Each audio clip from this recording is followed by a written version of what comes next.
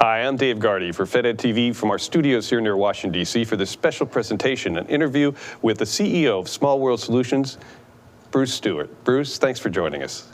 Hey, thank you so much, Dave, for having me. Now, your company's attracting a lot of attention, winning some good contracts, and also kind of taking the DEIA arena by storm with some very innovative concepts. What's the value proposition that distinguishes you from other DEI training programs? Yeah, so thanks for the question. The bottom line is the stuff that we do works. And the reason it works is because we use the latest science and evidence-based research to inform us on the type of strategies, methodologies, and tactics that actually work. And so what we've been able to do is change how folks look at their organization. And instead of looking at it kind of from a hierarchical top-down type of situation where, you know, for change to be successful, you have to get buy-in from the leadership, and you got to have all these committees. And to a certain extent, those things don't hurt. But what we found is that we look at it much more productively if we look at it from a network perspective and talk about it in terms of relationships and building social capital. Now, what are some of the challenges you see in the DEIA area coming on the horizon that you're planning for now so you're ready for your clients? Yeah, so one of the big strategies, I shouldn't say strategies, but one of the big challenges that I see on the future is that, you know, with the murder of George Floyd, there's been a big push to reduce, you know, racial disparities. And I think that's all well and good. But on the other hand, I think it's very important that we don't box ourselves in to thinking that the package that we come in, you know, tells us the most important things about us. And instead, you know, what we're shooting for is to really design organizations that promote this whole notion of social capital, which is basically the trust that results in, you know, deep bonds and personal connections that we make between ourselves and the folks that we work with. Now, you're well known as an innovator in the DEIA area. Can you give us some perspective of your career? Yeah, so believe it or not, I'm a retired lieutenant colonel from the Air Force, Go Air Force. I mean, we're not quite like Army. I think Army has this kind of big hua. Instead, we're the Air Force, and we basically say, hey, those showers are cold. But anyway, on to the more important topic here.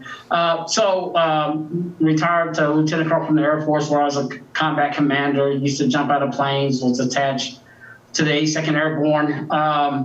Then left and became the Deputy Director for Diversity and Inclusion during the Obama administration, working out of Office of Personnel Management, where I was primarily responsible for the implementation of President Obama's executive order on diversity and inclusion.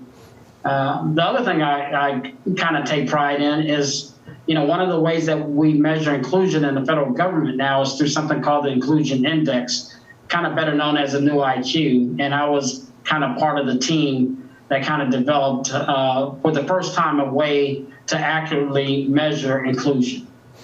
Now, President Biden has also issued an executive order. What is your advice to clients who are interested in working with that? So what I need clients to do is to remember that Rosa Parks was a badass, and we all need to be more like Jose Feliciano. And what I mean by that is, you know, we all have this picture of Rosa Parks sitting on the bus, you know, refusing to give her a seat, kind of looking like a meek, you know, kind of, you know, woman. But, you know, Rosa Parks actually was involved in several protests, kind of starting with the Scottsboro Boys case that happened in the early 1900s in this country, where about 7 or 8 Black teenagers were accused of, you know, raping two white girls, which later, you know, they found out was false. But the fact of the matter is, you know, Rosa Parks, you know, always stood up and fought for what she believed in, and was courageous in that.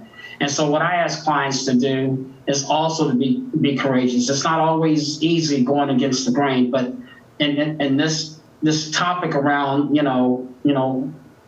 systemic racism and that type of thing. It's not an easy topic to talk about it and get some action. So you got to be courageous about that. The other thing is, I bring up Jose Feliciano. For those of you that aren't familiar with him, he's kind of a folk singer, Hispanic, and happens to be blind. But in 1967, he was invited to play the national anthem. And up until that time, the national anthem was pretty much played just straight, right? There was no holding notes and that type of thing. Well, Jose Feliciano kind of put all that on its head, and he played a very jazzy rendition of the national anthem. And there's some folks standing behind him, I think, that kind of had invited him, and they were kind of looking at each other like, who brought this guy? But and so at the end of that rendition, 1968 or 1967, he was roundly booed by the audience. About 30 years later, he was re-invited back to the World Series to sing the national anthem again in the same way, and this time he was given a standing ovation.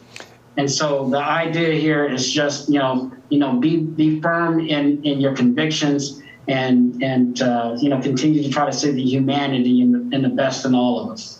Great story and fascinating perspective. If people want to find out more about Small World Solutions on the web, what's the website? It's www.thesmallworldgroup.com. That's www.thesmallworldgroup.com. We've been talking to Bruce Stewart, who is the CEO of Small World Solutions. Bruce, thanks for joining us. Hey, Dave. Thanks so much for the invite. Appreciate it. And look forward to talking with you again soon. I'm Dave Gardy here for FedEd TV for this special presentation. Thanks for watching.